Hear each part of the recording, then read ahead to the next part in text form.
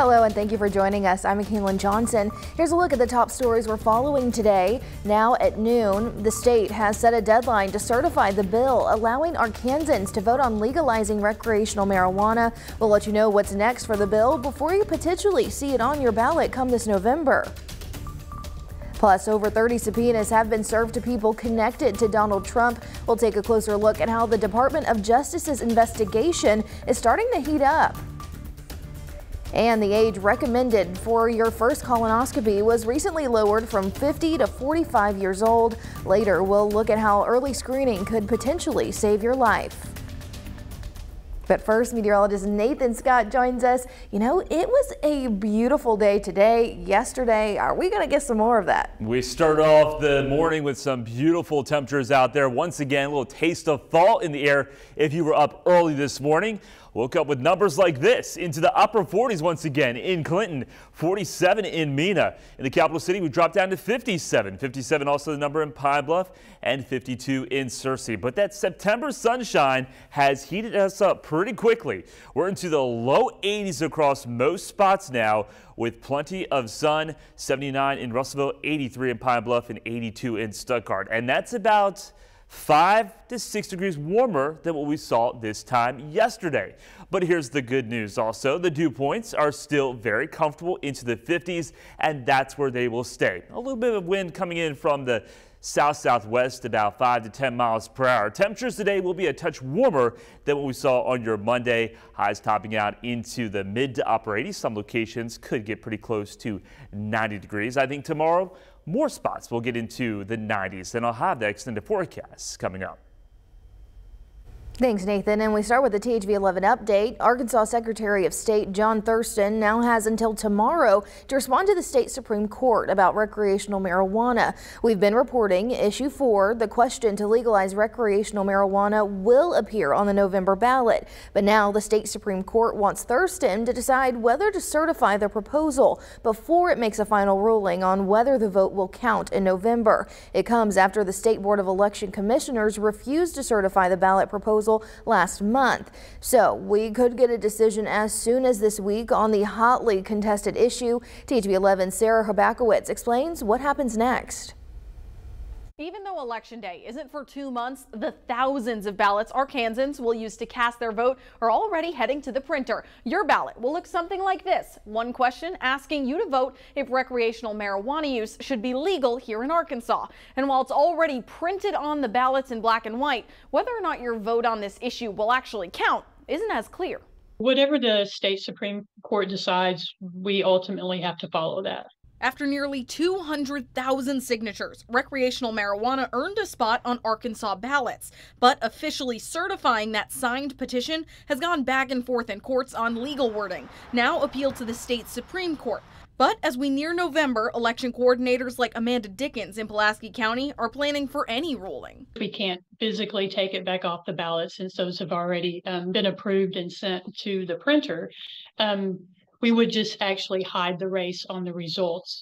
If the Supreme Court approves the issue, it's up to a public vote to become law. If not, your ballot would still count on all issues except marijuana. We would then be required to post at all the locations, all the polling locations, that issue number 4 would not be counted. Last week, Governor Hutchinson tweeted he would vote against the legalization, citing certain studies claiming recreational marijuana leads to an increase in drug use and car accidents. But that's just his personal vote as an Arkansan, not as governor. If that issue does pass, it will go into effect, and I don't believe that there's anything that any elected official would be able to do at that point. Scott Hardin with the Medical Marijuana Commission says medicinal use of the drug already brings in millions for state tax dollars. Since the industry launched in mid-2019, we've collected about $78 million.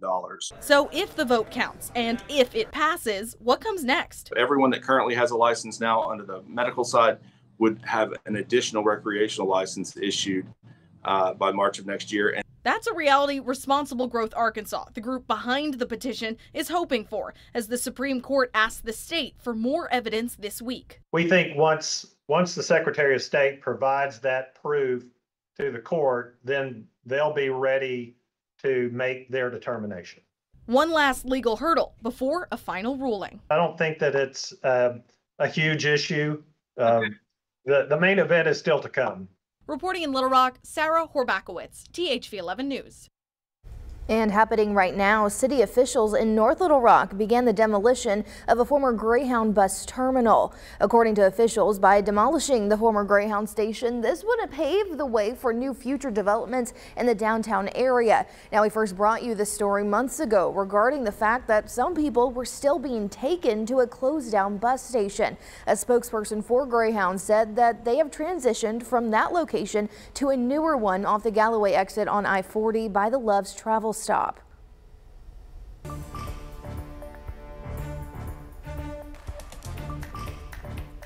Sources tell CBS News that more than 30 subpoenas have been issued to people associated with former President Donald Trump and alleged efforts to influence the 2020 presidential election. Natalie Brandt has more details from the White House. The Department of Justice investigation into January 6th and the alleged attempt to overturn election results is ramping up.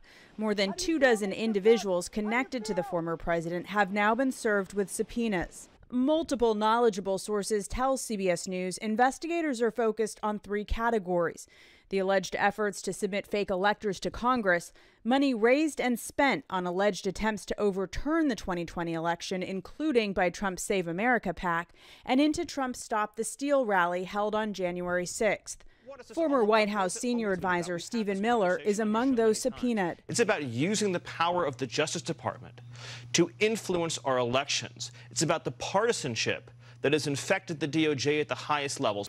2 sources familiar with the investigation tell CBS News other subpoenas were issued to employees and contractors with the Trump campaign and Republican National Committee, including low-level staffers and even poll watchers. The subpoenas, our sources say, request that individuals provide documents and communications between themselves and Trump allies, such as attorneys Rudy Giuliani and John Eastman, who both had prominent roles following the election.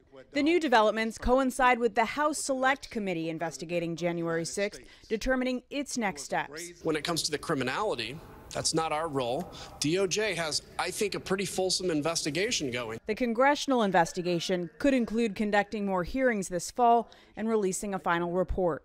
Natalie Brandt, CBS News, the White House.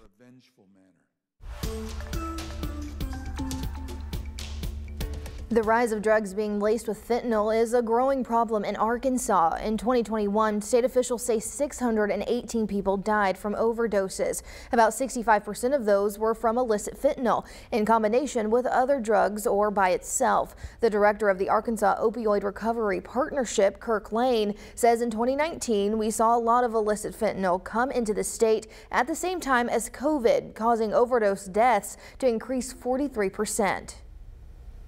Any drug use today could be your last because fentanyl is mixed into everything.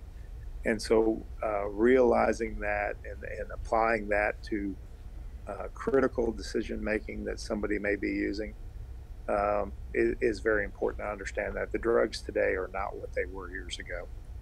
Arkansas has resources like the Narkansas app that educates people on where to get Narcan and how to use it. There are also a growing number of peer recovery programs to help those wanting to get clean. Well, actors Ryan Reynolds and Rob Mackailyn are making a personal milestone public and asking you to follow their example. They allowed video cameras to record their colonoscopies to raise awareness about the rising rates of colon cancer in people younger than 50. Bradley Blackburn has more. Ryan Reynolds is having his first colonoscopy. It's not every day that you can raise awareness about something that will most definitely save lives. His appointment was with our doctor, John LaPook. Cameras rolling. The procedure itself doesn't take long. 25 minutes later, you did such a good prep that I was able to find an extremely subtle polyp that was on the right side of your colon. This was potentially life-saving for you. I'm not kidding. I'm not being overly dramatic. I mean, this is exactly why you do this, okay? You had no symptoms. Yeah. All right, man. Okay. Yeah. I'm thrilled for you. Thank you so much for this. Seriously, thank you for pushing me to do this. This is the polyp. I just cut it off at the snare, and it's gone. You are interrupting the natural history of a disease, of something, of a process that could have ended up, developing into cancer. When it was Rob Mackailyn's turn, today we found 3 polyps. They were small. They were not a big deal, but certainly a good thing that we found them early and removed them. Thank you. Thank you so much. Both actors are 45 years old, the age now recommended for people at average risk for colorectal cancer to begin screening. It dropped down because we're seeing colon cancer in younger people for reasons that are not clear. And Dr. LaPook reminds, if you have symptoms, if you have a change in your stool, and you have to get specific, if you notice bleeding, if you notice narrowing in the stool, you have abdominal pain, if you've been told of iron deficiency anemia, you're tired because of that, it could be because of invisible blood loss from a polyp or an early cancer that you don't even know about. If you have symptoms, go to your healthcare provider and get it evaluated. Because it could be life-saving. Bradley Blackburn, CBS News, New York. And President Biden is trying to make sweeping changes to cancer research.